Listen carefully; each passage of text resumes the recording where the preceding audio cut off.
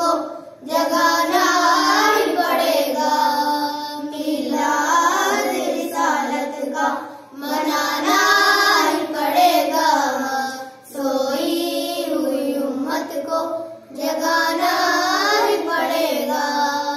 तहजीब की बस्ती से निकलना तो आइज, तहजीब की बस्ती से निकलना तो आइज। कुरान को सीनों में बसाना ही पड़ेगा। सोई हुई उम्मत को जगाना ही पड़ेगा। मीलाद रिसालत का मनाना ही पड़ेगा। सोई हुई उम्मत को जगाना ही पड़ेगा।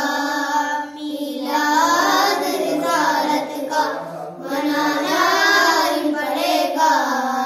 सोई हुई उम्मत को